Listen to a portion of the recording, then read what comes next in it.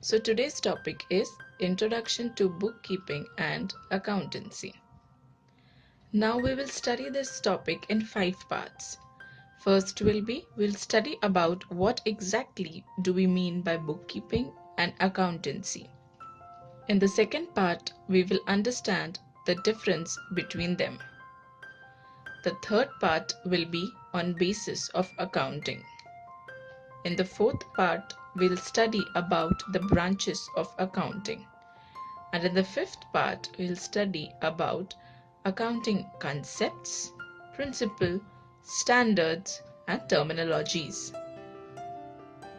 So let's begin with the first part. Okay, so in this part, we will understand the meaning of bookkeeping, its features, importance, and what exactly do we mean by accountancy. We will also see who are the users of these financial records. Now, basically, bookkeeping means recording of the day-to-day financial transactions in a systematic manner. Now, what exactly is this definition? Let's understand. For example, X Limited sold goods to Y Limited, say for rupees 20,000. Now, X Limited will maintain a book. In this book, it will write sales of rupees 20,000, and similarly Y in his books will write purchase of rupees 20,000. Now why will X Limited maintain this record in its books? Simply because after 30 days or after 1 year, it will be impossible for X Limited to recollect as to how much sale they made to Y Limited. Similar format, Y Limited also will record purchases because it will be difficult for Y Limited to ascertain after a year how much amount of goods were purchased from X Limited. So X Limited sales and Y Limited's purchases will be all recorded. Now this record which is being maintained for each transaction, that is day-to-day financial transaction in a systematic manner, that is in the books that this transaction is being recorded, is nothing but bookkeeping.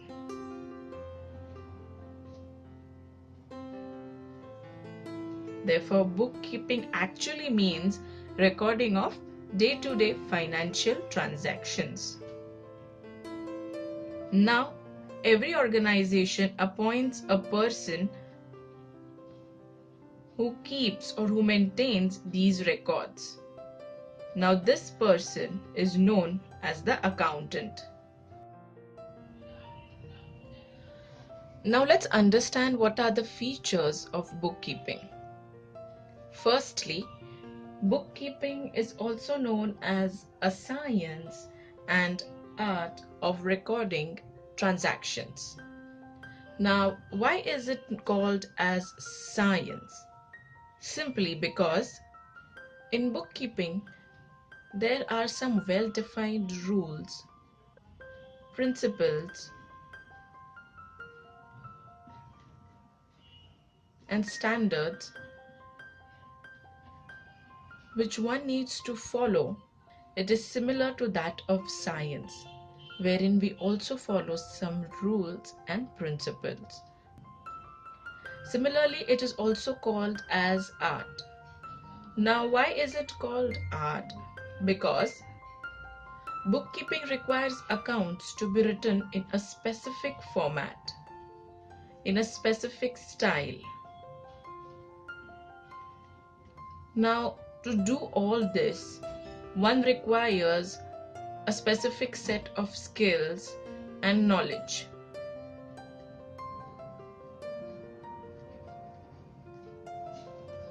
Which is almost as equal as what we require for arts. Now, another feature of bookkeeping is recording transactions. As we have already discussed earlier, bookkeeping is made for maintaining financial records of day-to-day business activities. Also in bookkeeping, only records of monetary transactions are prepared. That means any transaction that includes money will be a part of bookkeeping. If the transaction does not involve money, then the transaction will not be a part of bookkeeping. Next is period of time. Now these business records are prepared for a specific period of time. Say for example 1 year. Now this 1 year will not be calendar year. This 1 year will start from 1st April of a particular year and will extend to 31st March of the succeeding year. For example, one starts recording books from 1st April say 2017, then that year will end on 31st March 2018. Now this is nothing but called as financial period of accounting. So let's understand the importance of bookkeeping. Why we need to maintain financial records. First, recording transactions. Yes, we need to record transaction so that we keep a proper record of business.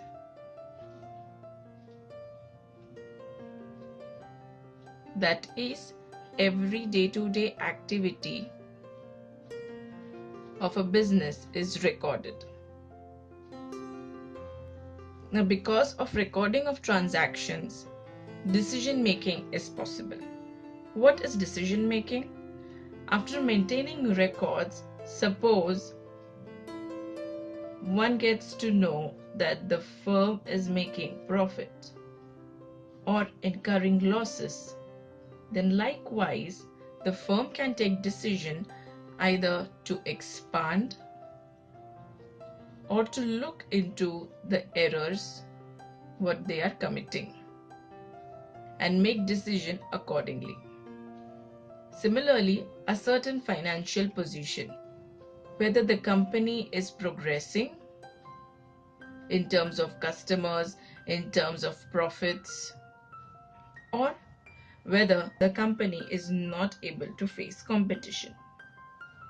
So there are various conditions that we get to know, that is the financial position that we get to know if we are maintaining records, that is bookkeeping. Taxes. Company gets to know the amount of tax it needs to pay to the government. Correct? Similarly, it is an evidence in court of law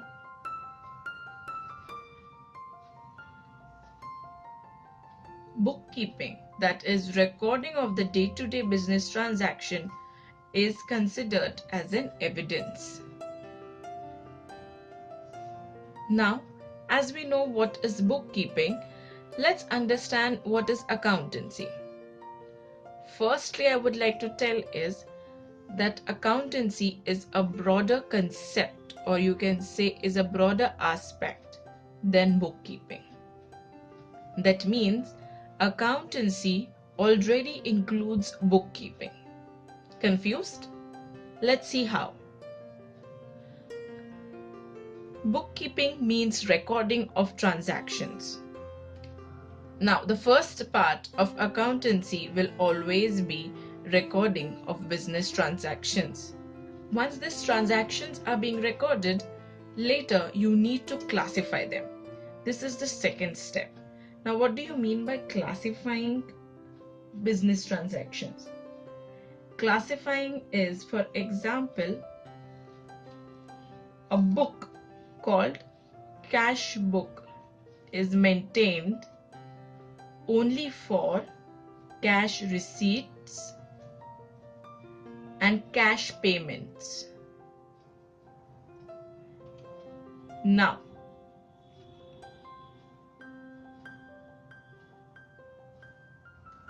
this is also called as ledger. All this we'll learn in our coming lectures. But for now, just remember that a cash book is maintained for cash receipts and cash payments. Now this is called classification. Similarly, different books, that is called as ledgers, are prepared for maintaining these recorded transactions. Now, once these transactions are being classified, the third step will be summarizing. Now, what is summarizing? In summarizing means we will prepare accounts like trading accounts, where only trading activities will be recorded. Second will be profit and loss account, where activities related to business, profit or losses are ascertained will be shown. Third will be balance sheet. It is a summarized statement. And finally, we use it for interpreting. Interpreting whether business has gained or earned profits or has incurred losses. And therefore, decisions can be made. Now, this entire process of recording, classifying, summarizing, interpreting is called accountancy. Now finally, let's see who all are the users of these financial records. Business owners are concerned as to the firm is making profits or incurring losses. Therefore, they need to maintain accounts or do the bookkeeping to know about the current status of the business.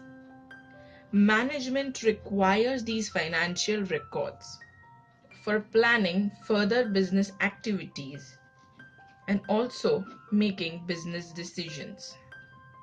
What are business decisions? Whether to expand or look into what company is lacking, etc. Next is government. Government is interested in a company's financial records simply for taxes. Government needs to know how much tax they have to collect from a business. Last but not the least, the investors. Investors need to know the credibility of the firm. Now, what is this credibility? As to they will gain some returns or no. So potential investors will first look into the financial records of any business to know whether the company is safe to invest and whether they will generate any returns or no. Difference in bookkeeping and accountancy. Generally, people assume that bookkeeping and accountancy are one and the same, but this is not the case. Bookkeeping basically is a process of recording day-to-day business transactions. And accountancy, on the other hand, is not only a process of recording these transactions, but also classifying them, summarizing, and interpreting them. Now let's understand what exactly do we mean by recording and classifying, summarizing, and the rest all steps. For example, we have a statement here of XYZ Limited. Now, as I said, bookkeeping means recording of the transactions. Now, let's see inventories in this statement. Inventories are 1,35,230. Now, how we got this inventories? A few transactions were recorded which pertain to inventories. Inventories is basically stock. So the transaction of this stock were recorded for the financial year 1st April 2016 to 31st March 2017. So on 1st June, 1 lakh stock was there. On 1st Jan, 30,000, and on 1st February, 5,230. That sums up to total of 1,35,230. Now, this is mere recording of transactions, that is recording of stock for the entire year. Now, this stock was later on summarized in the balance sheet as inventories under the head current asset. That is, it was classified under current asset, inventories 1,35,230, the total of the year. Now, this is a major difference between bookkeeping and accountancy. Bookkeeping merely records the entries for entire year, but accountancy classifies it properly under proper head and later on summarizes it into appropriate statements. For example, in balance sheet. Now we know what is the exact definition or the exact difference between bookkeeping and accountancy. Now let's see what is the objective. The only objective of bookkeeping is recording all business transactions. For example, the way we saw, all transactions are recorded as and when they occurred. Whereas in accountancy, the objective is to estimate financial situation of the company. Now let's move on to the scope. First of all, bookkeeping is a part of accountancy, and accountancy is a broader concept than bookkeeping. Let us see how. In bookkeeping, we just record entries, but in accountancy, we not only record entries but also classify, summarize, and interpret.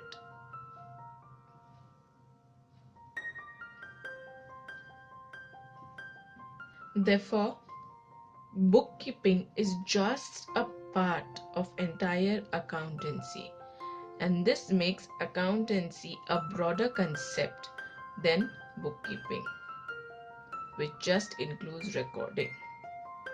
Moving on to the next part, that is preparation of financial statements. In bookkeeping, this is not a part of its process. Only maintaining records of financial transactions is a part of bookkeeping. Whereas in accountancy, financial statements are prepared. Financial statements like trading account, profit and loss account,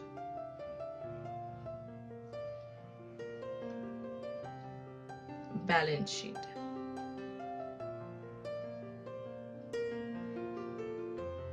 And many more such accounts are being prepared. Lastly, it is the decision making. As in accountancy, we classify, we summarize, interpret all business transactions. Therefore, decision making can be done. One can get to know the financial position of the company, with which it can estimate whether the company is making profits or incurring losses, and decisions can be made accordingly. But merely by bookkeeping or by recording business transactions daily, one cannot understand or estimate whether the company is making profit or incurring losses. Therefore, decision making becomes impossible. Basis of accounting. Basically, before recording any business transaction, a company has to choose whether it will record its transactions on cash basis or accrual basis. Now, accrual basis is also known as mercantile basis. Now, what is this cash basis and accrual basis? Let's understand. X Limited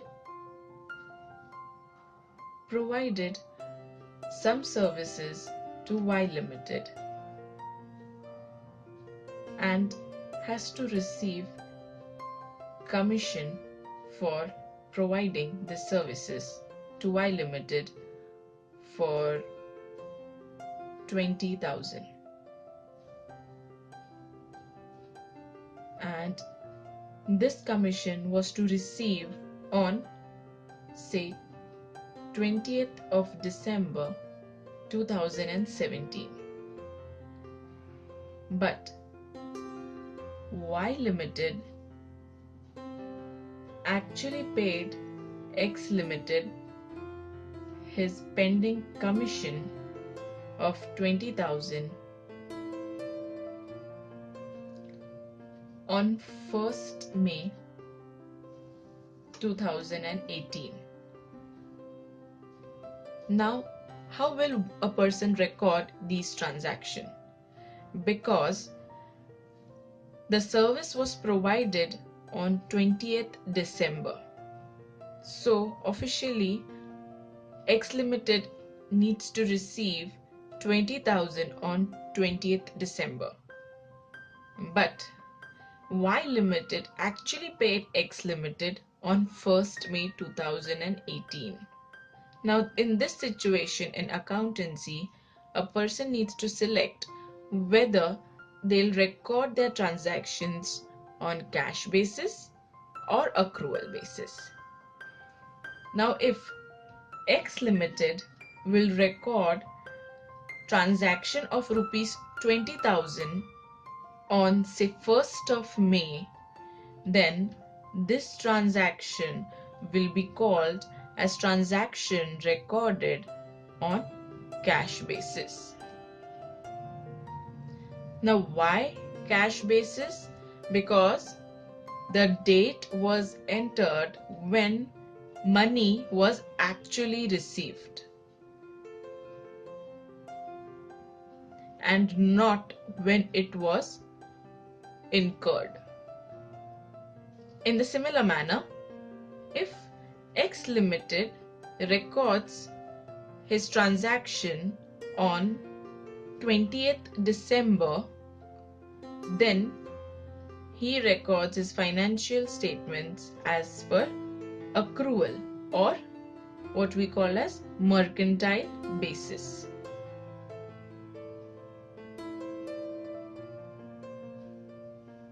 Now, what happens in accrual basis is the transaction is recorded when it is occurred and not when actually cash is received or paid.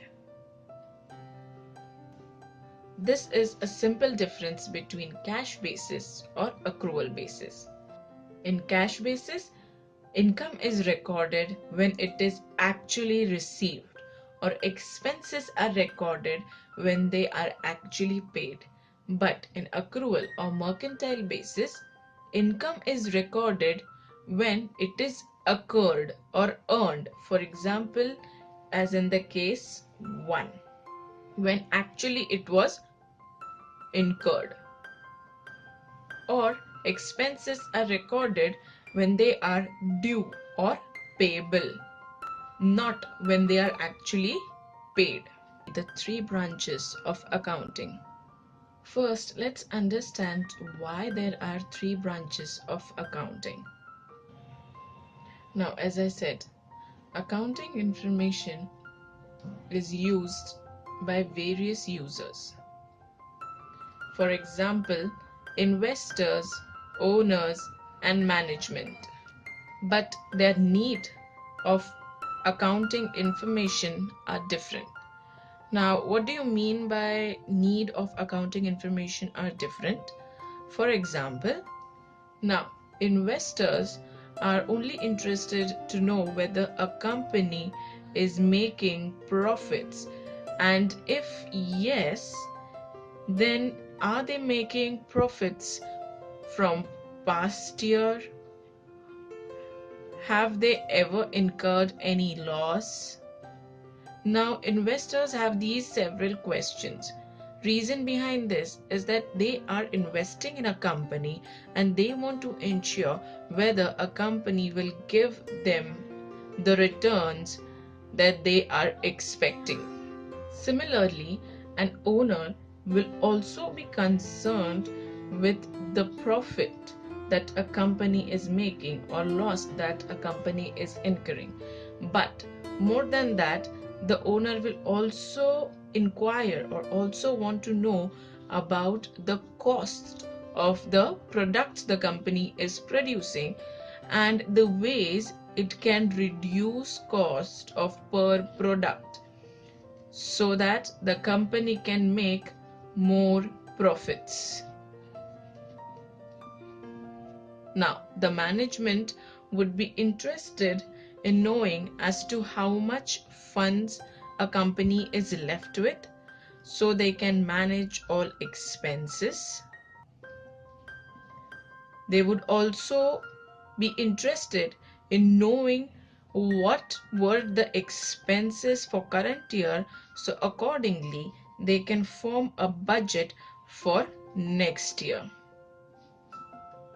Now, when we take a look at all the three users, they are interested in one company only, but their needs are different. Investors are interested in knowing not only current year's profits, but also past year's profit. Owner is not only interested in knowing profits, he is also interested in knowing the cost of the product and ways that he can reduce the cost to generate more profits. Similarly, management is interested in the funds available with the company so that they can calculate the expenses and also form a budget for the next year. Now, this is the reason why we have three branches of accounting, that is financial accounting, cost accounting, and management accounting, so that all types of users can get satisfactory information as per their accounting requirement. Now let's understand these branches of accounting in a detailed manner. First, we'll start with financial accounting. Now, financial accounting is the original form of accounting process. Now, what do you mean by original form of accounting process? Now, unlike accounting, its main objective is to find out the financial position of the company. What do we mean by financial position? Whether the company is earning profits or incurring losses. Now, who will be interested in these type of financial accounting? Of course, the investors, because as we discussed earlier, they will be interested in the profits so that they would get to know the returns they would make. Also, banks and other financial institutions and government.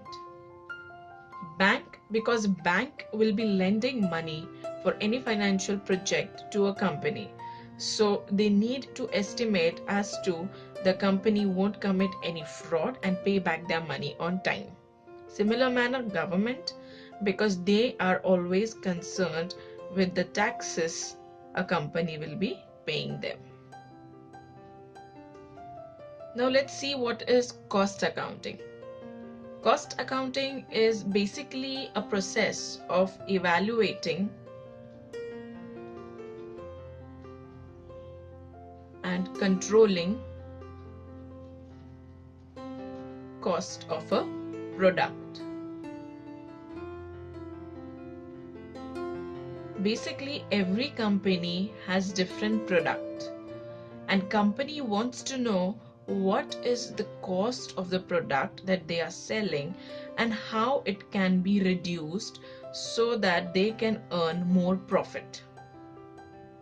Now, cost accounting literally means calculating of production cost plus distribution cost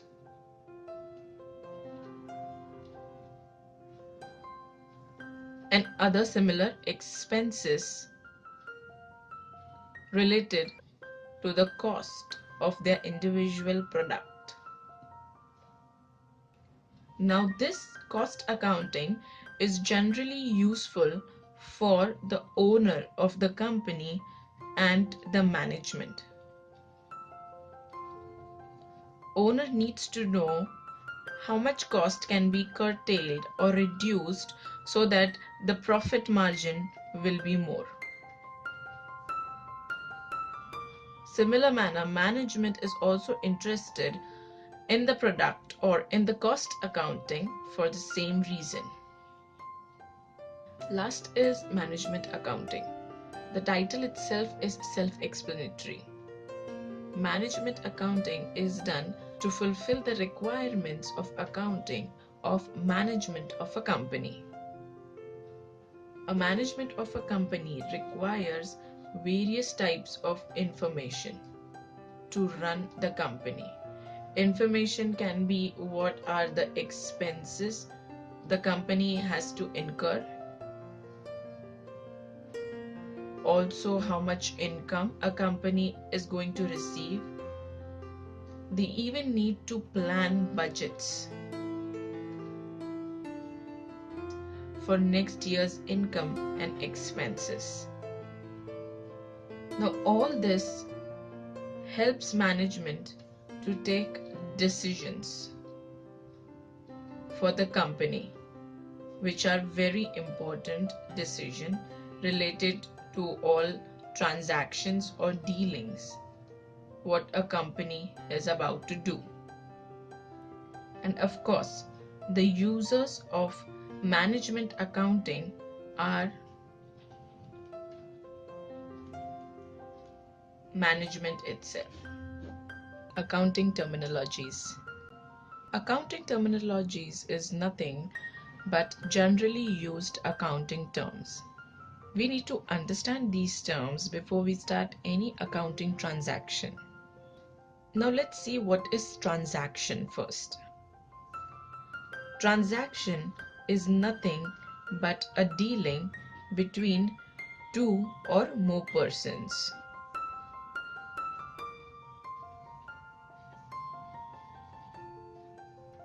In this particular dealing, there is an exchange of goods or services.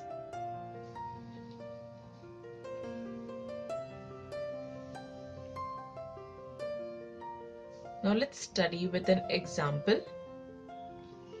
X Limited sold goods to Y Limited for rupees 20,000. Now in this situation, X Limited has sold goods to Y Limited. There is a dealing going on between two persons, that is X Limited and Y Limited, for goods. Right? Now this is said to be a transaction. A transaction basically can be of three types. One is cash, credit, and barter. Let's start with barter. In barter transaction, goods are exchanged for goods. For example, X Limited will sell goods to Y Limited. In return, Y Limited will also transfer goods to X Limited. In this transaction, goods are exchanged for goods. Next is cash transaction. In cash transaction, X Limited will sell goods to Y Limited for say 20,000 and Y Limited will pay X Limited in cash, right? Now why is cash different from credit? Because in this transaction, Y will pay cash to X Limited on the date the transaction is being done. For example, on this date, X Limited promised to sell goods to Y Limited. Now Y Limited will pay 20,000 on this date only. But in credit transaction,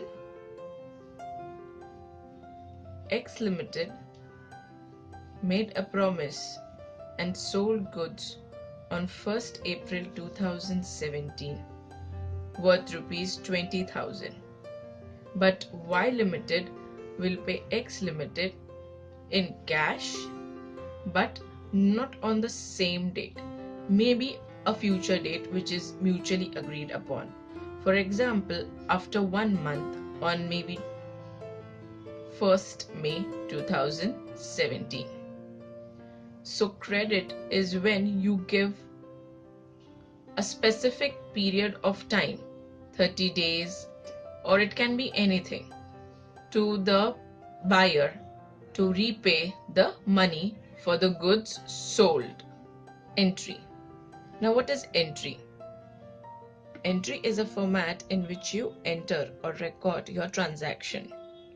For example, let's see X Limited sold goods to Y Limited for 20,000. Now this will be recorded or will be entered as an entry in the following format. We'll learn this in the later part, how to actually pass an entry, but for now this is how an entry is passed.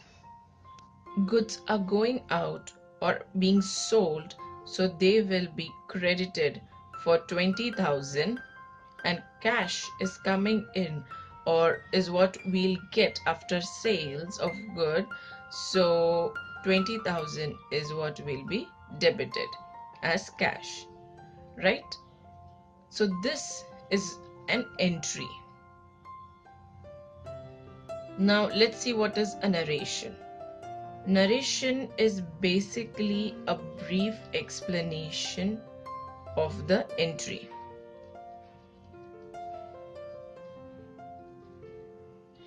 After passing an entry, always in a bracket we write the narration.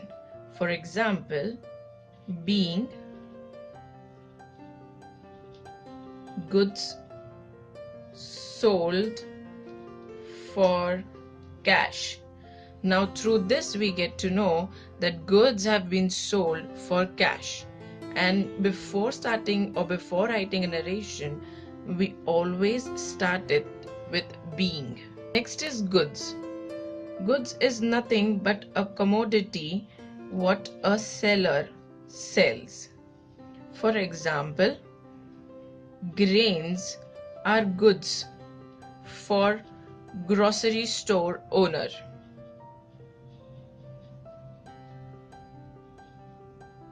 Now why grains are goods to a grocery store owner? Because he sells grains on day-to-day basis to earn income, right? So grains become goods for grocery store owner. If a normal consumer will purchase these grains, it won't be said as goods of the consumer. Reason? Because the consumer is using grains for consumption and not for resale.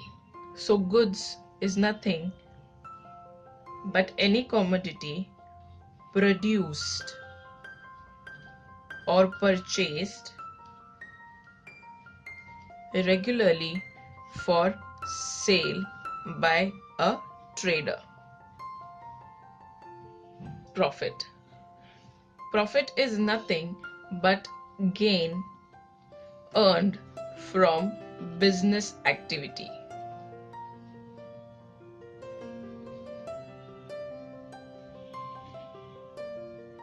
For example, when income of any business is greater or is more than expenses of any business, it results in profit.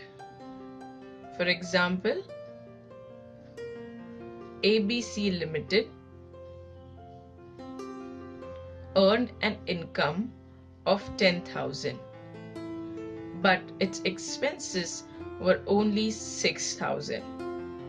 So it earned a profit of rupees 4,000. This is also the formula of profit, that is income minus expense is equal to profit. Loss is when your expenses are more than income. Company incurs losses. For example, expense was 10,000 and income was, say, 4,000. So the company went into a loss of 6,000. So the formula for loss will be expense minus income is equal to loss. Now let's see the difference between profit and income. For example, X Limited sold goods on 1st Jan and earned sale of rupees 20,000. On 2nd Jan, it again sold goods for rupees 10,000. And on 3rd Jan, it again sold goods for rupees 30,000. Now, the total of sale is 50,000. Now this 50,000 is known as income of X Limited. From this, suppose expenses of X Limited like rent, electricity, etc. were, say, rupees 5,000 and expenses to make these goods, say, were rupees 20,000. So the total expenses were 25,000. Now, income of 50,000 minus expenses of rupees 25,000 gives 25,000. Now this is known as profit. Profit is nothing but gain earned from business activity.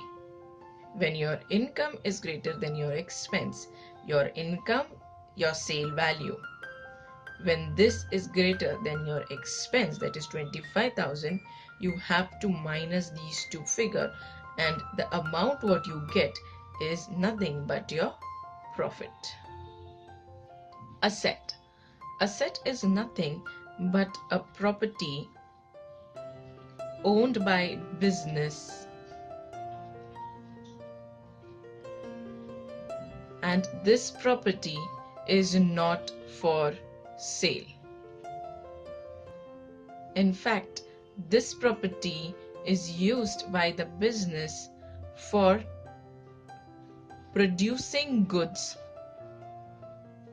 for sale.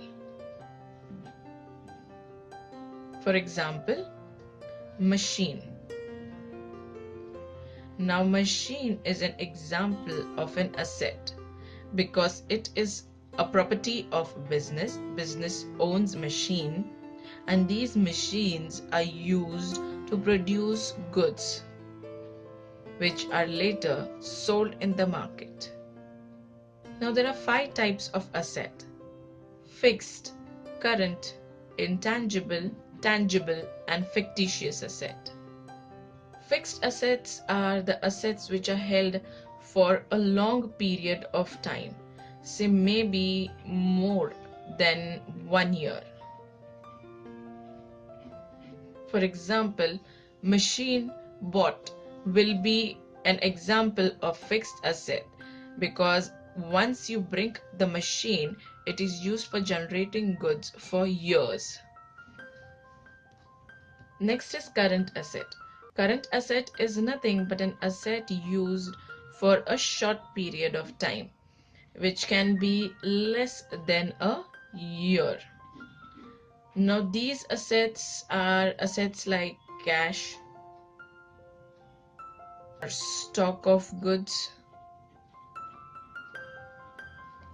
Now, this type of assets are generally maintained by company so that it can be sold easily, that is, it can be easily liquidated, and the cash can be used by company for other business purposes.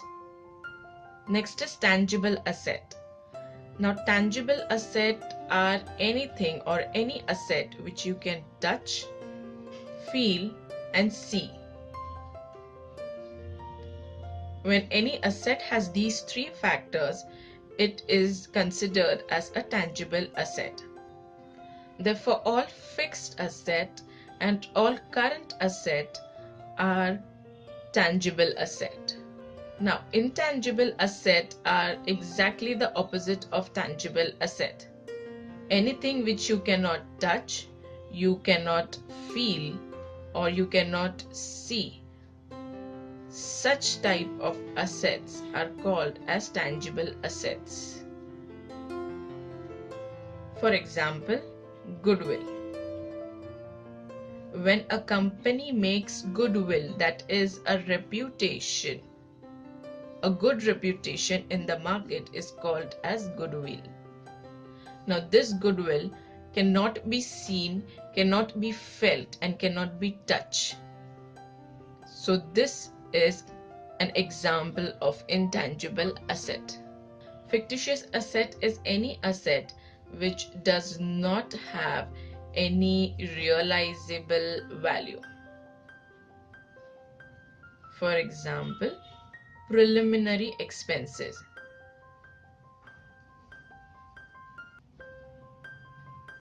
Preliminary expenses are expenses incurred before starting of any business. For example, any legal fees like registration fees of a business will be considered as preliminary expenses. Now, such assets are fictitious assets. Now, you will say these are expenses and cannot be considered as asset. But this is a part of starting business. If these expenses wouldn't have incurred, if this expenses wouldn't have occurred, a business wouldn't have started. So that is not considered as an expense, it is considered as an asset, but fictitious asset. Fictitious is something which is not real and it is based on assumption. So these expenses are actually incurred in reality but considered as assumption asset. that is fictitious asset. With this, we finish the asset part. Liability. Now, liability is nothing but an obligation that a business has to pay at a future date. Now, liability are again of two types, fixed and current. Fixed liability, any liability paid while the winding up of business, that is when the business is going to close. All liabilities or all obligations that are paid are called as fixed liability. For example, bank loan. When a company takes loan from bank, it has to pay bank loan at a certain date. Now this loan can be extended or can be paid while the company is winding up or closing. This loan is a must to pay. Now this is something called as fixed liability, that is the fixed obligation. Before winding up or at winding up of any business, the company has to pay bank loan. Next is current liability. Current liability is nothing but a liability that is to be paid within a year. For example, payment to suppliers.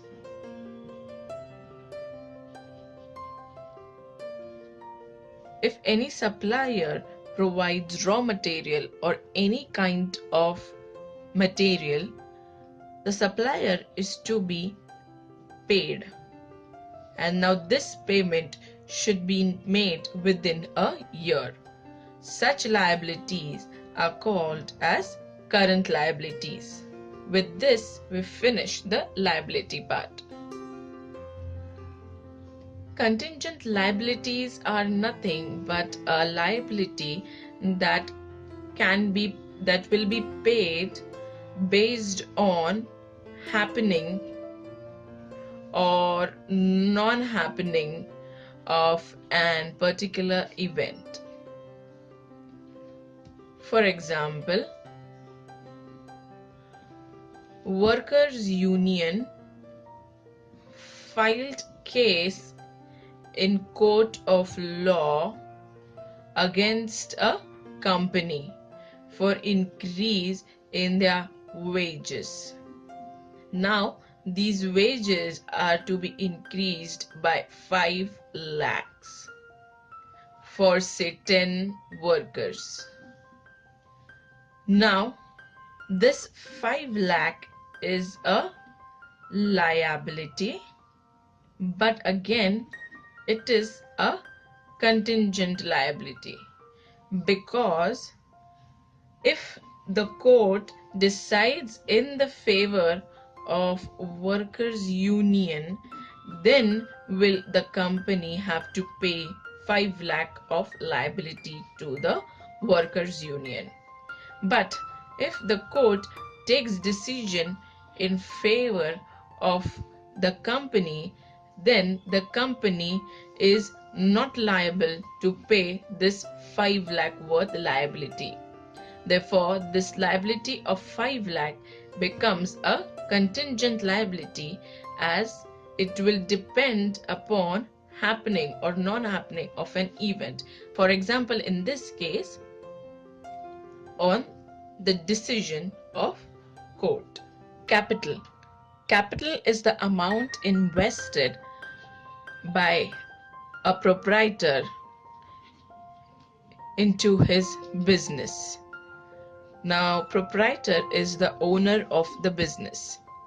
So, amount invested by the owner of the business into his business is called as capital. For example, A Limited started his business, and for his business he bought in cash worth rupees 1 lakh. He also bought a machine worth rupees 50,000 and also purchased a land worth rupees another 50,000. Now this total of 1,50,000 and 50,000, that is 2 lakh, is nothing but the capital that Mr. A or A Limited bought in business. So capital are the assets purchased by the owner of the business for his business. Drawings.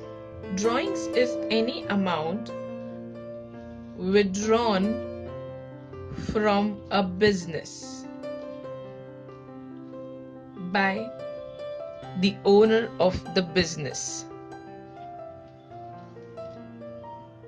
For example, Mr. A of A Limited is a clothing merchant. That means he deals in clothes. He bought 1 meter of clothes from his own business worth rupees 500 for his wife. Now this 500 is nothing but drawings, because anything which a business owner takes for his personal use from the business is called as withdrawn for personal use from the business, which is nothing but drawings. So in this case, A Limited has withdrawn or has drawings of 500. Debtor. Debtor is a person from whom amount is receivable. For example, X Limited sold goods to Y Limited for rupees 20,000. Now, this sale was done on 1st April 2017. Y Limited was to pay X Limited on 1st May 2017. So, in the books of X Limited, Y Limited will be a debtor or a person from whom amount is receivable as on, say, 20 April 2017, because on 1st May Y Limited will pay X Limited, but before that, from the period of 1st April till 1st May, Y Limited will be recorded as debtor in the books of X Limited. Now, a creditor is a person to whom amount is payable. For example, X Limited sold goods to Y Limited for 20,000 again on 1st April 2017, and Y Limited has to pay X Limited on 1st May 2017. Now, as on 20th April 2017, that is from 1st April to 1st May, till the time the payment is not done, in the books of Y Limited, X Limited will be recorded as a creditor for 20,000, because X Limited has to pay 20,000 to Y Limited. Therefore, X Limited will be recorded as a creditor as on 20th April for rupees 20,000 in the books of Y Limited. Capital expenditure. Capital expenditure is nothing but expense related to capital. Now, this expense can be related to the purchase of capital. For example, owner of the business brought in a machine for rupees 1 lakh. For bringing this machine worth rupees 1 lakh, he had to pay a tax or a duty of say 10,000. Now, the capital expenditure, that is expense for bringing in this capital, will be 10,000. So 10,000 will be recorded as capital expenditure because it was an expense incurred for purchasing an asset. Revenue expenditure. Again, revenue expenditure is nothing but an expense for generating revenue. For example, goods are sold, and from the sale of goods income worth rupees 1 lakh is generated. Now this 1 lakh is income from sale of goods. Now the expense for this process, the expense incurred for generating this income, that is salaries paid to employees, maybe rent of the office or factory. Now this expense of 10,000 of salaries and rent which one has to pay to generate income is nothing but revenue expenditure. Deferred revenue expenditure. Now deferred means delay. Therefore, any expenditure, or you can say any revenue expenditure which is delayed, is nothing but a deferred revenue expenditure. For example, advertisement expenses.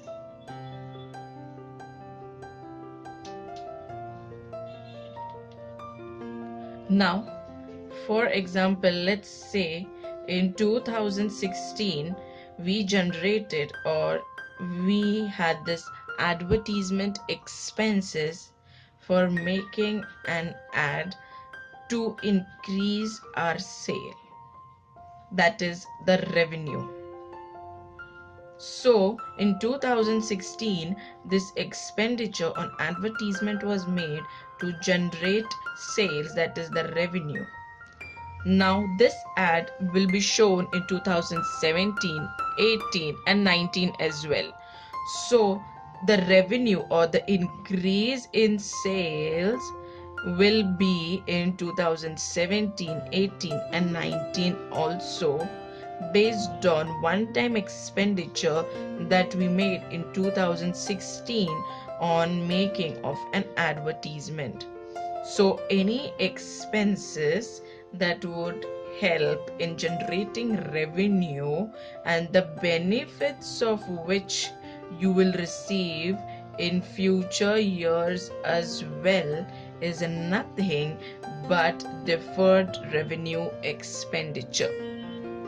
Discount. Discount is nothing but a reduction in the price of a commodity which is allowed by the seller to the buyer. For example, A Limited sells B Limited goods worth rupees 10,000 but allows a discount of rupees 500. Now this 9,500 is the amount after discount. So discount is the reduction in the price of a commodity, that is goods, allowed by a seller of goods to the buyer or purchaser of goods. Now there are two types of discount, cash and trade. Let's see what is cash discount. Cash discount is a discount given by seller to the buyer of the goods if the buyer is ready to pay in cash and ready to pay on the spot. For example, if the buyer is not asking for any credit period or any extended period for payment or for making future payment and is paying on the spot, then cash discount will be given. Such discount is called cash discount. For example, A Limited sold goods to B Limited for 10,000. Now B Limited is saying that it will pay A Limited on the same date, that is 1st April. So A Limited will give 500 rupees discount to B Limited because it is paying A Limited on the spot and not asking for an extended period to make the payment. Now such type of a discount is cash discount. In a similar manner, trade discount. Now cash discounts are given to encourage prompt payment or immediate payment from the buyer. Trade discount on the other side is not given for prompt payment, but it is given to encourage resale. For example, if A Limited is a wholesaler and B Limited is a retailer, so A Limited will give B Limited goods and give 500 rupees discount because B Limited will be purchasing in bulk quantity.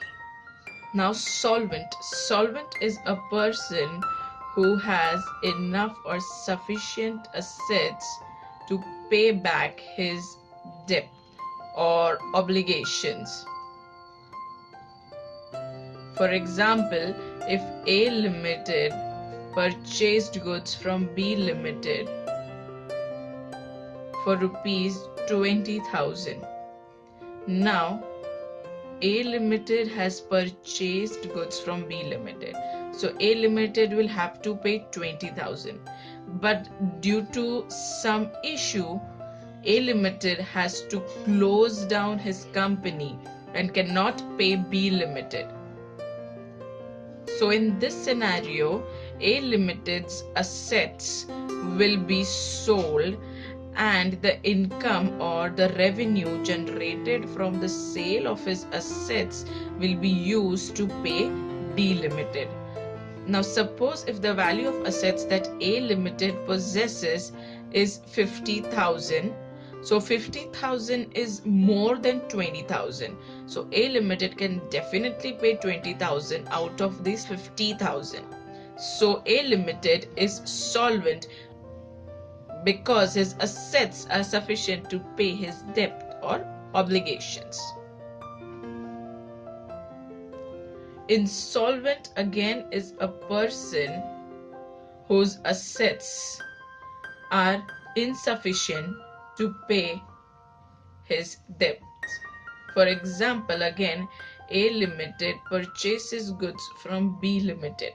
Now in this scenario, A Limited has purchased goods for 20,000 from B Limited and now A Limited has to pay B Limited. But due to some reason, again A Limited has to shut down his company. Now A Limited will have to sell his assets to pay back B Limited the amount of 20,000. But if A Limited's assets have value of only 10,000, then A Limited cannot pay a sum of 20,000 to B Limited. In this scenario, A Limited becomes insolvent because he is unable to pay his debts as his assets are insufficient for payment of his debts or obligations. Accounting principles and concepts. So let's see exactly what do we mean by principle and concepts. Like in any system, you have certain rules, laws and regulation to keep the system efficient. In similar manner, in our accounting system, we have certain rules, laws and regulations.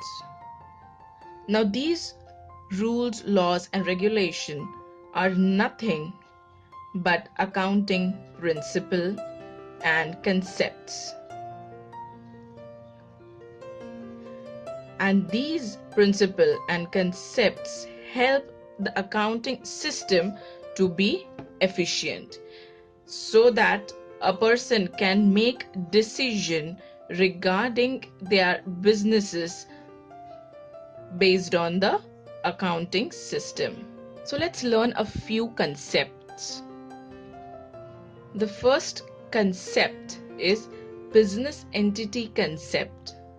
Now, what is this business entity concept? Now, this concept states that every business is different from the business owner.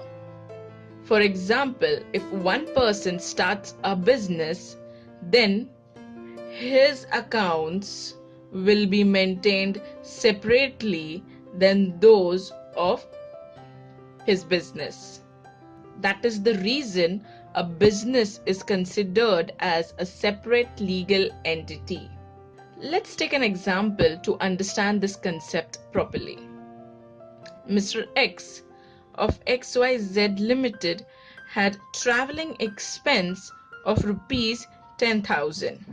Now, from this 10,000, he utilized 6,000 for his business trip, and the rest 4,000 were utilized for family trip. Now, this 4,000 was used for personal use. Personal use will be accounted differently. That will be considered as drawings from business account of Mr. X. And 6,000 is a valid traveling expense because it was for a business trip. So this expense of 6,000 is a valid business expense. This will be accounted under XYZ Limited as business expense, and expense of 4,000 will be accounted under XYZ Limited as drawings because it was for owner's personal use. So this concept is called as business entity concept. Next is a going concern concept. Now this is a very easy concept. This entire concept is based on an assumption that a business will continue for a long period of time. Now, why this assumption is made? This assumption is made because in any books of accounts, you need to record transaction assuming that the business will continue for a long period of time. This is how books of accounts get their stability in terms of recording transaction. Next is cost concept. This concept states that an asset when purchased should be recorded at either the price paid to acquire or price paid to produce the asset. That will be considered as cost in the books of accounts. For example, ABC Limited acquired a machine. Now, this machine was purchased for a price of 5 lakh. But its market value is 7 lakh. That is, in 2017, the machine was purchased for 5 lakh rupees. And now, if I'm supposed to sell this machine in 2018, the cost or the value of the machine in the market will be 7 lakh. That is, I might stand a fair chance to get 7 lakh rupees as the value for my machine. That is the market value. So as per the cost concept, I will either see price paid to acquire, that is the purchase price, which is 5 lakh rupees, or price paid to produce the asset, which in this case is not available. Therefore, my cost will be 5 lakh. The price at which I purchase the machine will only be recorded and not the price at which the machine can be sold at. Accrual concept. Accrual concept states that a revenue should be recorded in the books of accounts when it is actually earned. Earned, that means not received. When you actually are expecting a revenue, it should be recorded. That is, if the order is finalized and you are going to get income, then it is known as revenue earned, which should be recorded in your books of accounts. Some people record it when they actually receive cash, but it's a wrong accounting practice. Based on accrual concept, revenue, and accordingly even cost. Cost are your expenses. Now this expenses should be recorded again in your books of accounts when incurred. Incurred and not actually paid. That is, when they are incurred, then the expenses should be recorded, and not when the expenses are actually paid or when you actually pay for your expenses. Let's understand this by an example. X Limited sold goods to Y Limited on 1st January 2017. Y Limited made payment for the goods to X Limited on 1st May 2017. In this scenario, X Limited will record sale on 1st January 2017 itself, and it will record the revenue or the income that X Limited will gain from the sale on 1st January 2017 itself.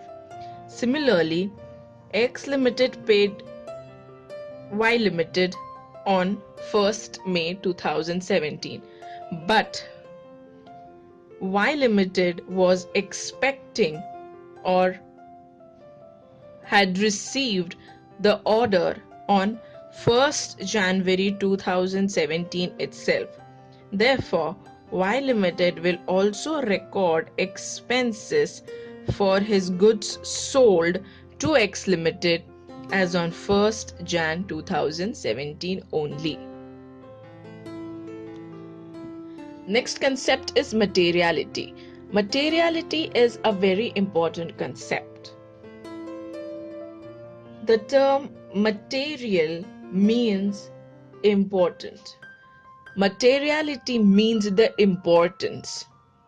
Now, what this concept means, every transaction or every situation that is important from the business point of view should be disclosed in financial statements.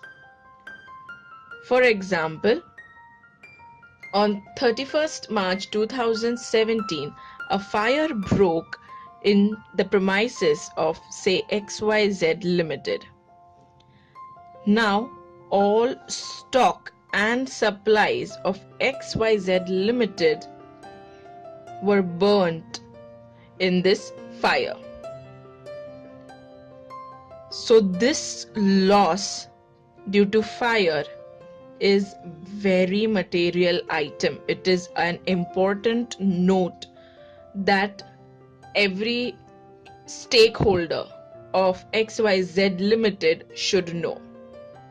Just because the financial statements have been already prepared for year ending 2017 doesn't mean that this important item, that is this material situation, will not be recorded. This situation will be disclosed disclosed in form of notes. This is how the concept of materiality works. Next concept is revenue recognition. Now, revenue recognition is somewhat similar to the accrual concept. In this concept, the revenue or the income that is generated should be recognized or booked, that is, written in books of accounts as and when it is earned and not when it is received. For example, A sold goods to B on 1st Jan 2017. Now, B made payment to A for the same transaction on 1st May 2017. But in the books of A Limited will record his revenue or income on 1st Jan 2017 and not on 1st May 2017 when he actually received the payment. This concept is nothing but revenue recognition concept. Consistency. Now, the name itself suggests that it will be related to something which is very consistent. So let's see what consistency means. Once an accounting method or policy is adopted to prepare accounts, then it shall continue for later years also. That means once if you adopt to any policy or method for accounting, the same is to be followed for subsequent years. For example, depreciation. Now, depreciation can be calculated by two methods. First one being straight line method and second one being written down value method. Now, if the company has adopted straight line method policy for depreciation from initial years itself, then the company will continue to follow this method for depreciation for rest of its life. Similarly, in the case of WDV, if WDV method is adopted by the company for valuing their depreciation, then this method will only be continued for the rest of the years the business is surviving. Next is conservatism. Conservatism states that when you prepare statement of accounts, that is your financial statements, all future losses should be considered and accounted or written in your financials. But similarly, all future possible profits cannot be written or stated in the accounts. For example, A Limited has filed a case on B Limited for illegal use of their patent for 5 lakh. Now, in this case, A has strong proofs that B has misused his patents, and therefore A is very sure that he will win this case.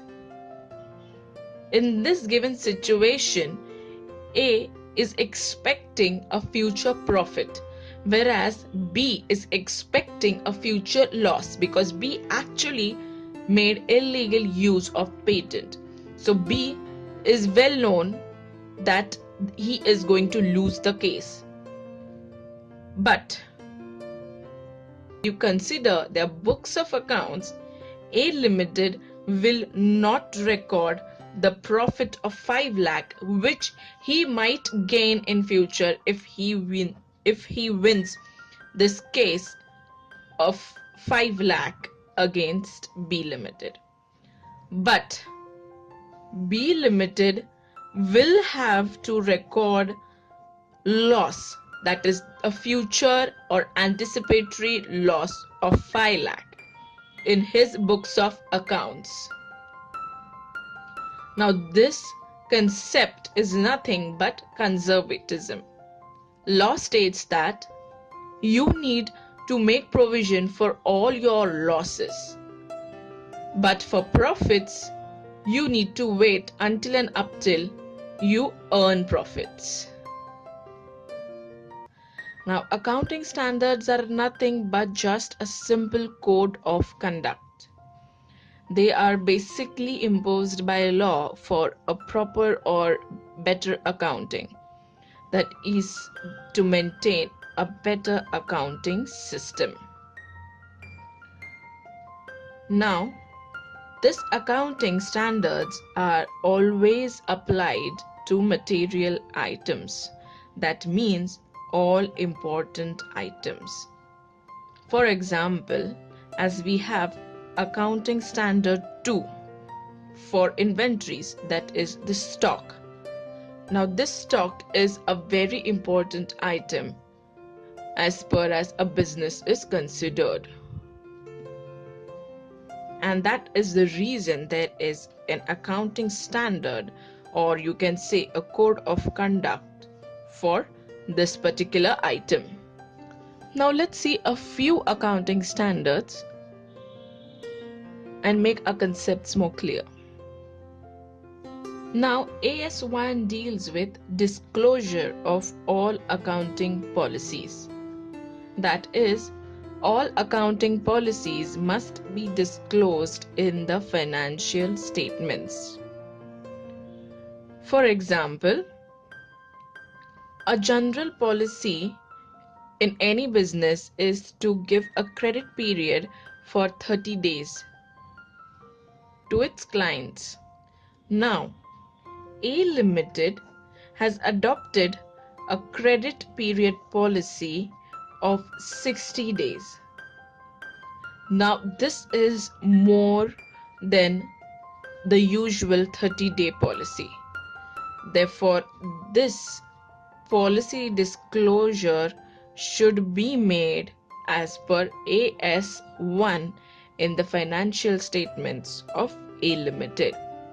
So A Limited will simply in its books of accounts disclose that it is giving a 60-day credit period to its clients.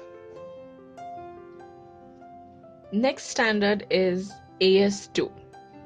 AS2 deals with valuation of inventories. Inventories again means stock. Now this standard states that inventories must be valued at historical cost or net realizable cost. Historical cost means purchase value and net realizable cost means the market value. Now, whichever is low, that is, inventories will be recorded at either the purchase price or the current market value, whichever will be low.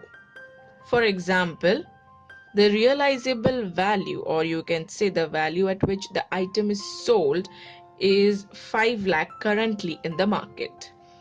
But we had purchased this particular item for 2 lakh in last year. Therefore, in our books of accounts, we will record this particular stock item at a price which is either its historical cost, that is the purchase price, or its net realizable cost, that is the market value, whichever is lower. In this case, the purchase cost is lower.